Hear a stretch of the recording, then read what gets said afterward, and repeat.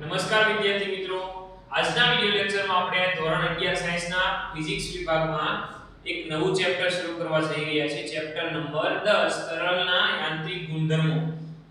અગાઉના જે વિડિયો લેક્ચરો છે આપણે એમાં ચેપ્ટર નંબર 9 ઘન પદાર્થના યાંત્રિક ગુણધર્મોની વિશેષ ચર્ચાઓ કરી હતી. એમાં આપણે એના બધા અલગ-અલગ જે બંધારણો છે એની વાત કરી હતી. ત્યારબાદ એને અનુલક્ષીને એના ગુણધર્મોની વાત કરી હતી. પછી દાખલાઓ જોયા હતા. આજે આપણા વિડિયો લેક્ચરમાં આપણે તરલ વિશે માહિતી મેળવવાની છે. તો ચેપ્ટર નંબર 10 ચેપ્ટરનું નામ છે તરલના યાંત્રિક ગુણધર્મો. પ્રથમ ટોપિક લઈએ આપણે તરલ. તરલ કોને કહેવાય એની પહેલા વાત કરીએ આપણે. ફ્લુઇડ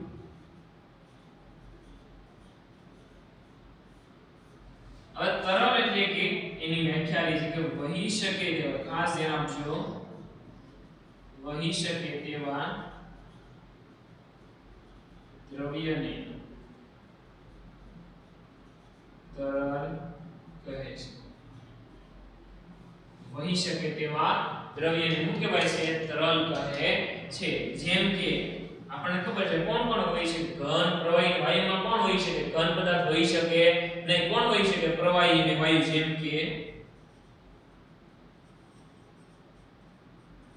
પ્રવાહીઓ અને વાયુ. પ્રવાહીઓ અને વાયુ. તો કોઈ પ્રશ્ન પૂછે કે તરલ કોને કહેવાય? તો કે પ્રવાહીઓ અને વાયુને શું કહેવાય? તરલ. પ્રવાહીઓ અને વાયુનું સામાન્ય નામ શું છે? તરલ. શું છે? તરલ. શું કામ તરલ? કે વહી શકે તેવું કોઈ પણ દ્રવ્ય હોય એને શું કહેવાય છે? તરલ કહે છે. બીજું હજી આપણે આમાં આગળ લઈએ. કાચ અને ડામર. કાચ અને ડામર બે વહી શકે, પણ કઈ રીતે? કાચ અને ડામર ખૂબ જ ધીમેથી વહેવાનું ગુણધર્મ ધરાવે.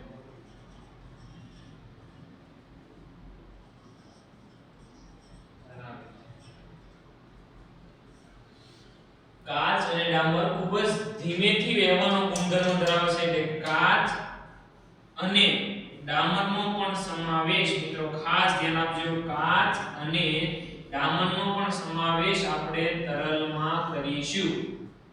કાચ અને ડામર આમાં બે ઘન પદાર્થ છે, પણ શું કામ? એ ખૂબ ધીમેથી વહેવાનો ગુણધર્મ ધરાવતા હોવાથી વહે છે. વહે છે એટલે શબ્દ આવે વહી શકે એવું કોઈ પણ દ્રવ્ય હોય શું કહેવાય? તરલ કહે છે. ફરીથી પહેલા તરલ એટલે વહી શકે તેવા દ્રવ્યને શું કહેવાય? તરલ કહે છે. જેમ કે પ્રવાહીઓ અને વાયુઓ, કાચ અને ડામર ખૂબ જ ધીમેથી વહેવાનો ગુણધર્મ ધરાવે છે. અગાઉના વિડિયો લેક્ચરમાં આપણે માહિતી મેળવી મને કે ઘન પદાર્થ છે. ઘન પદાર્થ તો કે ઘન પદાર્થને ચોક્કસ કદ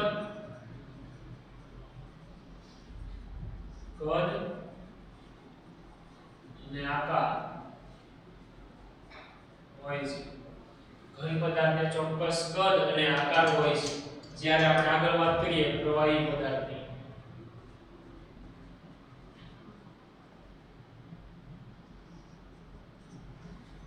ઘન પદાર્થને ચોક્કસ કદ અને આકાર હોય છે. પ્રવાહી પદાર્થને ચોક્કસ કદ હોય,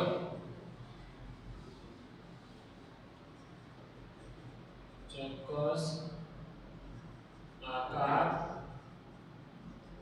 હોતો નથી. આ ત્રણ આની વિશે આપણે વાયુ પદાર્થની ગુણધર્મની વાત કરીશું. ખાસ ધ્યાન એટલે અલગ પડે છે. ઘન પદાર્થને ચોક્કસ કદ અને આકાર બંને આપણે કહે છે. ઘન પદાર્થની આપણે રચના જોઈ, એમાં જે અણુઓની ગોઠવણી બધી વ્યવસ્થિત હોય છે, કોઈમાં અવ્યવસ્થિત હોય છે, કોઈમાં અમુક ભાગમાં સરખી હોય, અમુક ભાગમાં સરખી હોતી નથી. આપણે ત્રણ પ્રકારો જોયા: સ્ફટિકમય, અર્ધસ્ફટિકમય અને અસ્ફટિકમય. તો એ શું છે? ઘન પદાર્થ જ છે. હવે આજે આગળ જઈએ આપણે પ્રવાહી પદાર્થ. પ્રવાહી પદાર્થમાં જો એક ગુણધર્મ આકાર હોતો નથી. તો આકાર નથી હોતો તો હોય શું? તો કે ઈ પરંતુ એનો આકાર ન, પરંતુ જે પાત્રમાં ભરવામાં આવે જે પાત્રમાં ભરવામાં આવે તે પાત્રનો આકાર ધારણ કરે છે. પ્રવાહી પદાર્થને ચોક્કસ કદ હોય ફાઇનલ છે, ચોક્કસ આકાર હોતો નથી, પરંતુ જે પાત્રમાં એને ભરવામાં આવે, કોઈ પણ જે પાત્રનો જે આકાર હોય કે હોય તે પાત્રનો આકાર ધારણ કરે છે, એ પ્રવાહી પદાર્થનો પોતાનો આગવો ગુણધર્મ છે. હજી લઈ આગળ વાયુ પદાર્થ.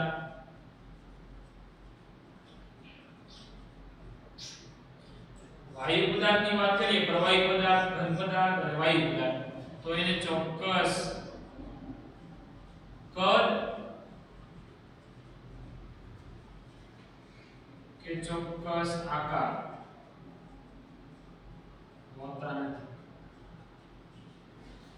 આમાં જો કદ અને આકાર હોય, આમાં કદ હોય પણ આકાર હોતો નથી, તો આમાં બંને કદ ય ન હોય ને આકાર હોતો નથી. જે કોઈ પણ પાત્રનો જેટલું કદ, પાત્રનું કદ હોય એટલું કદ સંપૂર્ણપણે ભરી દે.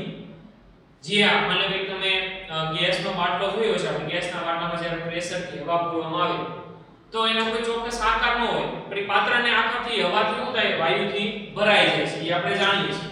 એટલે ઘન પદાર્થને ચોક્કસ કદ અને આકાર હોય છે, પ્રવાહી પદાર્થને ચોક્કસ કદ હોય, આકાર હોતો નથી. જે પાત્રમાં ભરવામાં આવે એવો આકાર ધારણ કરે છે. બીજું વાયુ પદાર્થ ચોક્કસ કદ અને આકાર હોતો નથી. વિશેષ ચર્ચા આપણે આ ચેપ્ટરમાં પ્રવાહી અને વાયુ પદાર્થની જ કરીશું, કારણ કે ઘન પદાર્થની આ ચર્ચા બધી આગળના ચેપ્ટરમાં આપણે કરી છે. હવે આપણે લઈએ તરલ યંત્રશાસ્ત્ર. તરલ યંત્રશાસ્ત્ર કોને કહેવાય એની આપણે વાત કરીએ. હવે તરલ યંત્રશાસ્ત્ર એટલે હું એની વ્યાખ્યાથી શરૂઆત કરી, વિશેષ ખ્યાલ આવે મિત્રો કે તરલની ગતિનો સમગ્ર અભ્યાસ કરતી ભૌતિક વિજ્ઞાનની શાખાની તરલ યંત્રશાસ્ત્ર.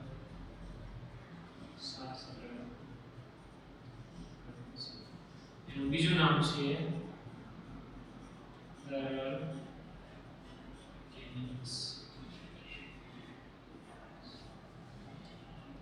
તરલની ગતિનો સમગ્ર અભ્યાસ કરે. તરલની જે કંઈ પણ ગતિ થતી હોય એની વિશેની જે અભ્યાસ, એનો વિશેનો જે ખ્યાલ, એનો વિશે જે ગુણધર્મો છે, એની જે આખી એક શાખા છે ભૌતિક વિજ્ઞાનની, શાખાનું કહેવાય છે તરલ યંત્રશાસ્ત્ર. તરલ મિકેનિક્સ કહે છે. શું કહેવામાં આવે છે? તરલ મિકેનિક્સ. તરલ મિકેનિક્સ ના બે ભાગ છે. તરલ મિકેનિક્સ ના બે ભાગ છે. કયા ભાગ છે એની વાત કરીએ આપણે.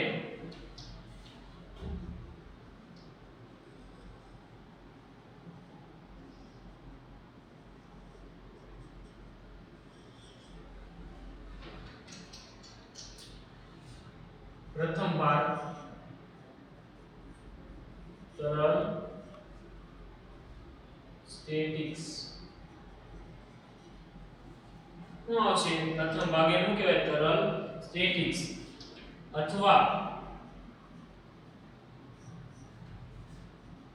તરલ હાઇડ્રોસ્ટેટિક્સ. તરલ સ્ટેટિક્સ અને શું આવશે? તરલ હાઇડ્રોસ્ટેટિક્સ. બીજો ભાગ એ છે તરલ ડાયનેમિક્સ. શું છે બીજો ભાગ? તરલ ડાયનેમિક્સ. ખાસ ધ્યાન આપજો કે તરલ યંત્રશાસ્ત્ર એટલે શું કે આખું તરલ છે એની જે કઈ ગતિ થાય છે એને સંપૂર્ણ આવરીને જે અભ્યાસ થતો હોય આખી ગતિને એનો છે ઈ શાખાને તરલ યંત્રશાસ્ત્ર કહે છે. એના બે ભાગ તરલ સ્ટેટિક્સ અને તરલ ડાયનેમિક્સ. અથવા તરલ સ્ટેટિક્સ માં કેવું કહેવાય? હાઇડ્રોસ્ટેટિક્સ. એમાં સૌપ્રથમ આપણે તરલ સ્ટેટિક્સ ની ચર્ચા કરી. કોને કહેવાય તરલ સ્ટેટિક્સ?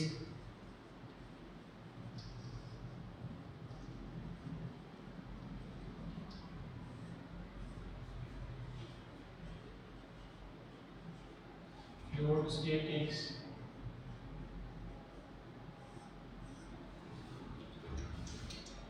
કે તરલ યંત્રની આ જે શાખા છે, તરલ યંત્ર શાસ્ત્રની આ શાખામાં, તરલ યંત્રશાસ્ત્રની આ શાખામાં સ્થિર અવસ્થામાં, તરલ યંત્રશાસ્ત્રની આ શાખામાં સ્થિર અવસ્થામાં રહેલા તરલ પર લાગતા બળો અને દબાણોનો અભ્યાસ કરવામાં આવે છે.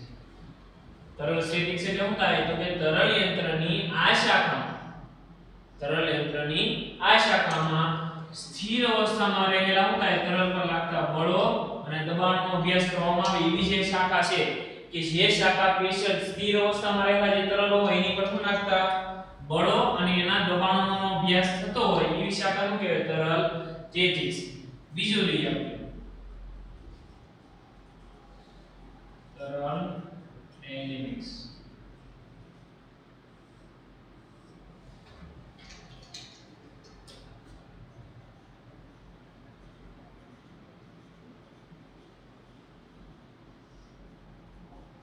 તરલ ડાયનેમિક્સ એની વ્યાખ્યા લઈએ. એની વ્યાખ્યા આ રીતે છે કે તરલ યંત્ર શાસ્ત્રની આ શાખામાં, તરલ યંત્ર શાસ્ત્રની આ શાખામાં તરલ પર લાગતા બળોના પરિણામે, તરલ યંત્રની આ શાખામાં તરલ પર લાગતા બળોના પરિણામે ઉદ્ભવતી ગતિનો અને તેની સાથે સંકળાયેલા ગુણધર્મો નો અભ્યાસ કરવામાં આવે છે. કે તરલ યંત્રની આ શાખામાં શું કરવામાં આવે તરલ પર લાગતા બળો અને એ બળોના કારણે શું ઉત્પન્ન થાય તરલમાં ગતિ અને એ ગતિના કારણે જે કઈ ગુણધર્મો લાગુ પડતા હોય એનો અભ્યાસ કરતી આ શાખા છે એટલે કઈ છે તરલ ડાયનેમિક્સ. એના પણ તરલ ડાયનેમિક્સ ને પણ બે ભાગમાં વહેંચો.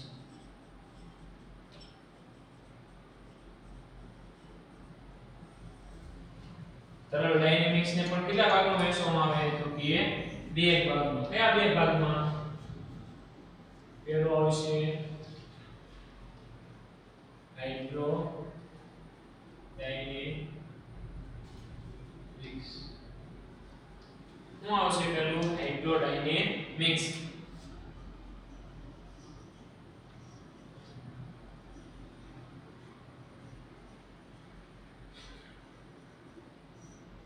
હાઇડ્રોડાયનેમિક્સ, હાઇડ્રોડાયનેમિક્સ કોને કહેવાય કે પ્રવાહીઓની ગતિ અને તેની સાથે સંકળાયેલા ગુણધર્મો નો અભ્યાસ ખાસ ધ્યાન આપજો હાઇડ્રોસ્ટેટિક ડાયનેમિક્સ એટલે શું થાય તો કે પ્રવાહીઓની ગતિ અને એની સાથે સંકળાયેલા ગુણધર્મો એટલે શું થાય ઈ શાખા શું થાય હાઇડ્રોડાયનેમિક્સ બીજી શાખા આપણે લઈએ એરોડાયનેમિક્સ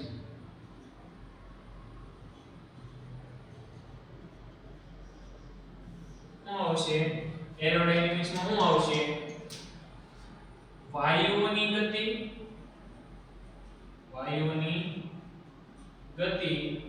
અને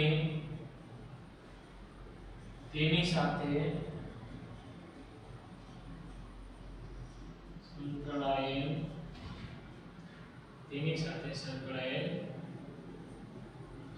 ગુણધર્મોનો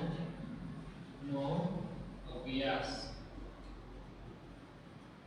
તો એવી શાખા છે ને કઈ શાખા કહેવાય એરોડાયનેમિક્સ ફરીથી મિત્રો ધ્યાન આપજો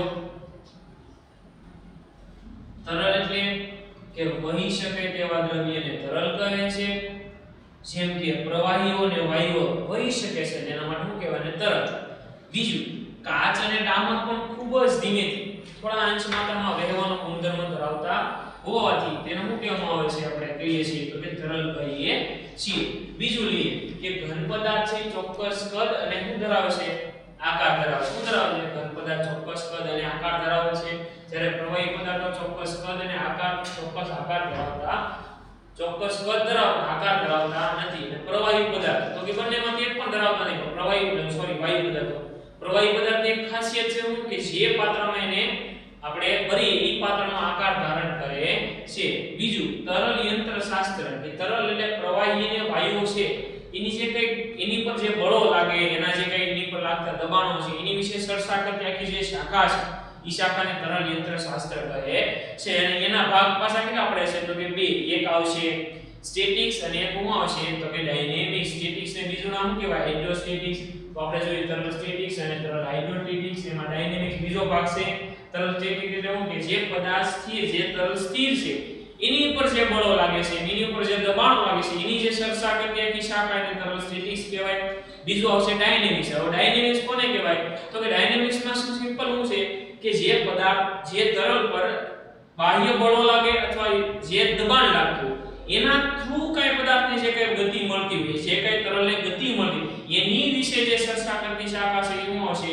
ડાયનેમિક્સના પાછા બે ભાગ પડે છે કયા હાઇડ્રોડાયનેમિક્સ અને શું આવશે એરોડાયનેમિક્સ હાઇડ્રોડાયનેમિક્સ આખી પ્રવાહીની શાસ્ત્ર છે જે પ્રવાહી પર લાગતા જે કઈ બળો છે એની જે કઈ ગતિઓ છે એના જે કઈ ગુણધર્મો છે એ હાઇડ્રોડાયનેમિક્સમાં આવશે બીજું વાયુઓની જે કઈ ગતિ છે વાયુઓ પર લાગતા બળો છે વાયુઓ પર લાગતા દબાણો છે એનાની જે કઈ ગુણધર્મ ધ્યાનમાં લેવામાં એ શું છે તો કે એરોડાયનેમિક્સ હવે આપણે વિશેષ ચર્ચા ઘનતા તમે અગાઉના ધોરણમાં આપણે ભણેલા છો ઘનતા પણ એના વિશે આપણે વિશેષ ચર્ચા કરી હવે ઘનતા વિશે વાત કરીએ મિત્રો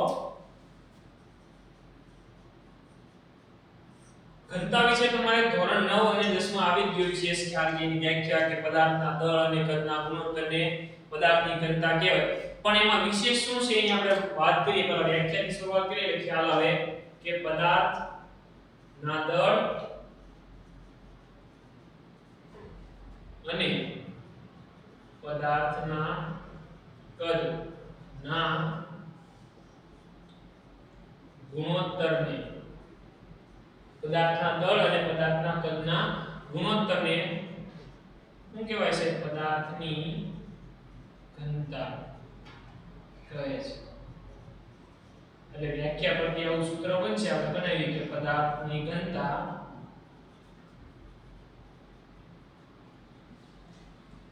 શું આવશે સૂત્ર પદાર્થની ઘનતા બરાબર પદાર્થનું દળ રેશિયોમાં આવશે પદાર્થનું કદ પદાર્થની ઘનતા બરાબર શું થાય પદાર્થનું દળ ભાગ્યા પદાર્થનું કદ હવે મને કેવું ધારણા કરો કે પદાર્થનું દળ ધારો કે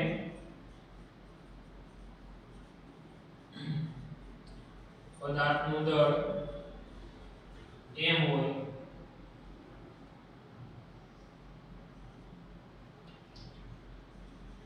અને પદાર્થનું કદ v તો તો પદાર્થની ઘનતા ρ બરાબર પદાર્થના દળ અને કદના ગુણોત્તર આપણે ખબર છે ખ્યાલ છે ઘનતા કહેવાય ઘનતાનું સૂત્ર આ રીતે બનશે દળ ભાગ્યા કદ તો પદાર્થનું દળ તમને આપ્યો m અને કદની વાત કરી હોય v m માસ અને v વોલ્યુમ કદની વાત કરી હોય તો ઘનતા કેટલી મળે તો કે ρ બરાબર m ના છેદમાં v તો આની ઉપરથી એક શું દળ અને v હવે દળ સ્વાભાવિક છે પદાર્થનો કોઈ પણ સ્થળે અચળ હોય એના મૂલ્યમાં કોઈ ફેરફાર થાય નહીં કોઈ એક પદાર્થ હોય પણ કદના મૂલ્યમાં ફેરફાર થાય મોસ્ટ ઓફલી ρ ચલે છે શું થાય 1/v ρ ચલે છે 1/v હવે તમને એવું કીધું હોય કે પ્રવાહીઓ સામાન્ય આપણે કોઈ વાત કરવામાં આવી તો પ્રવાહીઓ છે એની ઘનતા છે એની વાત કરીએ તો કે સામાન્ય રીતે પ્રવાહીઓ કેવા છે બધા પ્રવાહીઓ અદબનીય છે કેવા છે અદબનીય સામાન્ય રીતે જો તો પ્રવાહીઓ કેવો છે અદબનીય કેવો એટલે તો કે દબાણના નાનું મૂલ્ય હોય દબાણ લાગતું હોય પ્રવાહી પર દબાણના નાના મૂલ્ય માટે પ્રવાહી પર દબાણ લાગતું પણ એનું નાનું મૂલ્ય હોય દબાણ કેવું હોય તો કે ઓછા મૂલ્યનું દબાણ લાગતું હોય તો કે નાના મૂલ્ય માટે આપેલ તાપમાન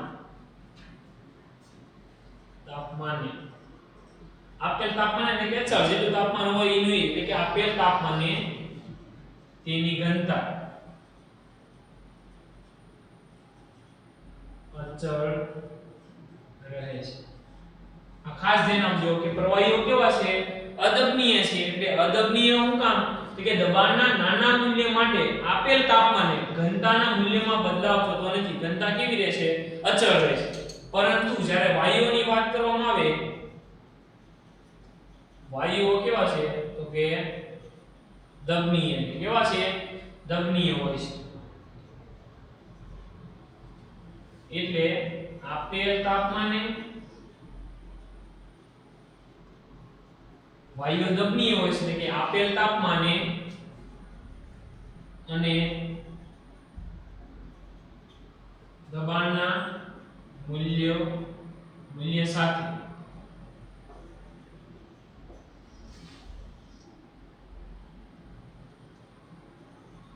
ઘનતા બદલાય છે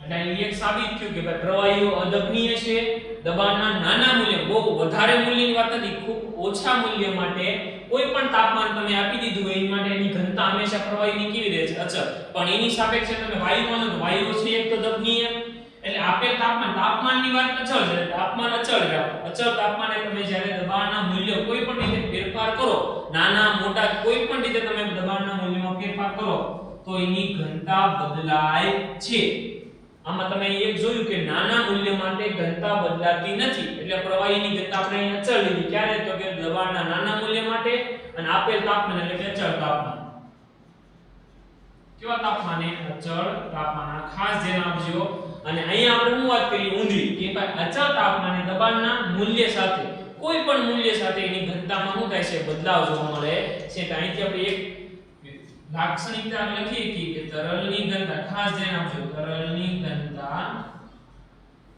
તેના તાપમાન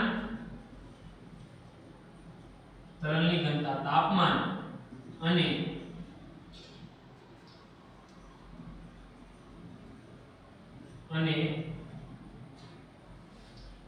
દબાણ પર આધાર રાખે છે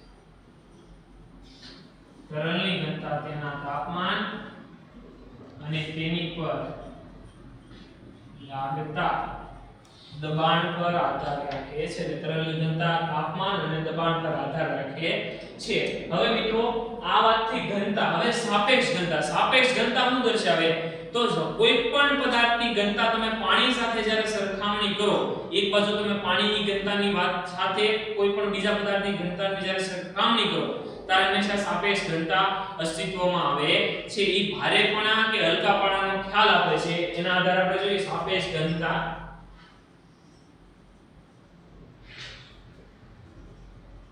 એનું બીજું નામ છે વિશિષ્ટ ઘનતા અને ત્રીજું નામ છે વિશિષ્ટ ગુરુત્વ. ખાસ ધ્યાન આપજો, સાપેક્ષ ઘનતાને વિશિષ્ટ ઘનતા અને વિશિષ્ટ ગુરુત્વ કહે છે. વ્યાખ્યાઓ સરળ છે કે આ વ્યાખ્યા રાખો, બે તાપમાનના મૂલ્ય યાદ રાખવાના છે. એક 293 કેલ્વિન તાપમાને જે તે પદાર્થની ઘનતા, 293 કેલ્વિન તાપમાને પદાર્થની ઘનતા, અને બીજું તાપમાનનું મૂલ્ય છે 277 કેલ્વિન તાપમાને પાણીની ઘનતા ના ગુણોત્તરને. 293 કેલ્વિન તાપમાને પદાર્થની ઘનતા અને 277 કેલ્વિન તાપમાને પાણીની ઘનતાના ગુણોત્તરને પદાર્થની શું કહેવાય છે? સાપેક્ષ ઘનતા કહે છે. શું કહેવાય છે? પદાર્થની સાપેક્ષ ઘનતા કહે છે. સૂત્ર આ રીતે આવશે વ્યાખ્યા પરથી કે પદાર્થની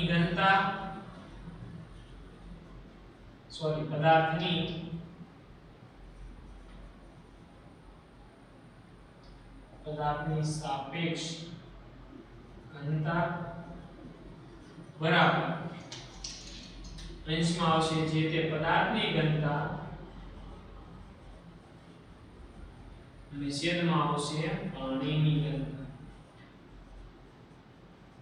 આમાં તમે કોઈ પણ પદાર્થની સાપેક્ષ ઘનતા અથવા આ ત્રણમાંથી તમને બે મૂલ્ય આપ્યા છે, કોઈ એક મૂલ્ય. આપણને પાણીની ઘનતાનું મૂલ્ય ખબર છે 1000 કિલોગ્રામ પ્રતિ મીટર ઘન. એની પર પદાર્થની ઘનતા તમને બીજું સાપેક્ષ ઘનતા આપી હોય, પદાર્થની ઘનતા મેળવો તો પદાર્થની ઘનતાને તમે સૂત્રના કરતા બનાવી શકો છો, અને પાણીની ઘનતા અને પદાર્થની સાપેક્ષ ઘનતાના આધારે તમે પદાર્થની ઘનતા મેળવી શકો છો. એટલે પાણીની ઘનતા તમને ઓલમોસ્ટ આપેલી છે, તમારે બીજી કા સાપેક્ષ ઘનતા આપી હોય તો પદાર્થની ઘનતા મેળવવાની, પદાર્થની ઘનતા શું મેળવવાની? પદાર્થની સાપેક્ષ ઘનતા તમારી રીતે ફાઇન્ડ કરવાની રહેશે. અને એકમ કેવી છે? એકમ રહિત છે. શું કામ એક જ રહી છે? તમે જો ઘનતા કિલોગ્રામ પ્રતિ મીટર ઘન, કિલોગ્રામ પ્રતિ મીટર ઘન કેન્સલ થઈ એકમ લેખમાં આવશે એકમ રહિત. બીજું યાદ રાખજો કે અહીંયા તમે આમ પણ લખી છો કે 20 ડિગ્રી સેલ્સિયસ તાપમાન, 20 ડિગ્રી સેલ્સિયસ તાપમાન એટલે 293 કેલ્વિન થાય. અને બીજું તમે યાદ રાખીએ તો 4 ડિગ્રી સેલ્સિયસ તાપમાને પદાર્થની સાપેક્ષ ઘનતા, પદાર્થની ઘનતા પણ ક્યારે 293 કેલ્વિન તાપમાન અથવા 20 ડિગ્રી સેલ્સિયસ તાપમાને, અને પાણીની ઘનતા ક્યારે 277 કેલ્વિન તાપમાન અથવા 4 ડિગ્રી સેલ્સિયસ તાપમાન. તો આ મિત્રો ઘનતા અને સાપેક્ષ ઘનતા ફરીથી પહેલા કે ઘનતાની વ્યાખ્યા પદાર્થના દળ અને કદના ગુણોત્તરને પદાર્થની ઘનતા કહે છે. સૂત્ર આવશે પદાર્થની ઘનતા બરાબર દળ ભાગ્યા કદ. તમને દળ આપ્યું હોય m એટલે માસ, અને વોલ્યુમ v એટલે કદના આધારે સૂત્ર બનશે ρ બરાબર mv ના છેદમાં v. પણ અહીં એક ખાસ મને તમારે આવી ગયું ભણવામાં છતાં કે એનો એકમ SI એકમ ખાસ ધ્યાન આપજો. SI એકમ આવશે કિલોગ્રામ પ્રતિ મીટર ઘન, દળનો એકમ કિલોગ્રામ અને કદનો એકમ મીટર ઘન. એટલે શું આવશે? એકમ કિલોગ્રામ પ્રતિ મીટર ઘન. પછી આ કેવી રાશિ છે એવો પ્રશ્ન થાય તો કે અદિશ રાશિ. કેવી રાશિ છે? અદિશ. કેવી રાશિ છે? અદિશ રાશિ છે. બીજું સામાન્ય રીતે પ્રવાહીઓ કેવા છે? અદબનીય છે, પણ ક્યારે દબાણના નાના મૂલ્ય માટે જ્યારે તમે અચળ તાપમાન રાખો ત્યારે ઘનતા પ્રવાહીની બદલાતી નથી.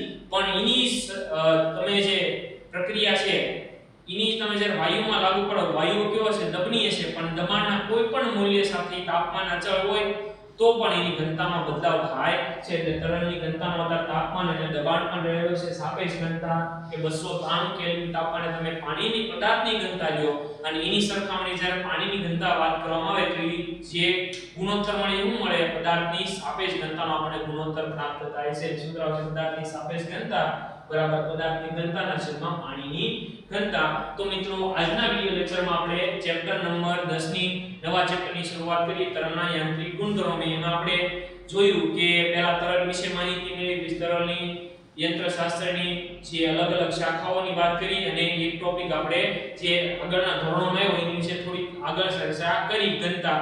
તો આવતા વિડિયો લેક્ચરમાં આપણે હજી આનાથી વિશેષ ટોપિકોની વાત કરીશું. જય હિન્દ, જય ભારત, ધન્યવાદ.